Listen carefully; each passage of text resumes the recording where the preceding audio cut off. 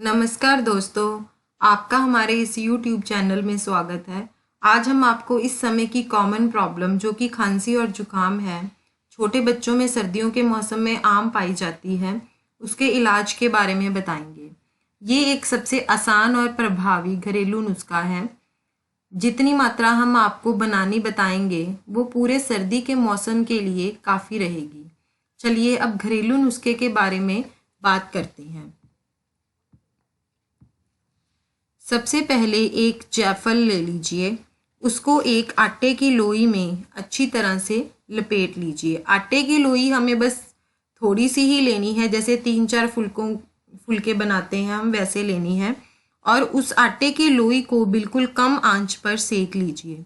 जब अच्छी तरह से सिक जाए तब आटे की लोई का रंग कई बार काला हो जाता है, पर काले रंग को मत देखना। जब वो अच्छी तरह से सिक जाए तब आंच को बंद कर दीजिए। ठंडा होने पर जायफल को बाहर निकाल कर उसका छिलका उतार कर उसको ग्राइंडर में अच्छी तरह से पीस कर छान लें। फिर 2 बड़ी इलायची को लेकर उसके बीज निकाल कर छिलके और बीज दोनों को धीमी आंच पर तवे पर रखकर सेक लें।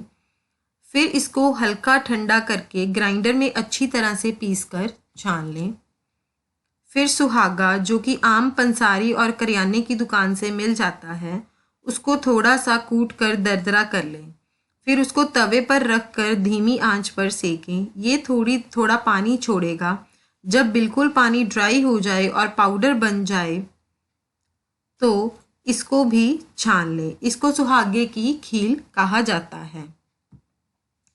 अब जायफल का पाउडर, बड़ी इलायची का पाउडर और 2 चम्मच सुहागे की खील का पाउडर मिक्स करके रख लें और एयर टाइट कंटेनर में स्टोर करके रख लें। इसकी डोजेज कितनी देनी है ये भी बहुत महत्वपूर्ण है। छोटे बच्चे जिनकी उम्र 1 साल तक की होती है उनको 1 पिंच 4-5 ड्रॉप शहद के डालकर मिक्स करके देनी है।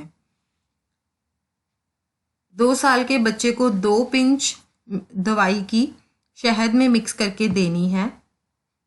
3 से 5 साल के बच्चे को 3 से 4 पिंच शहद में मिक्स करके देनी है।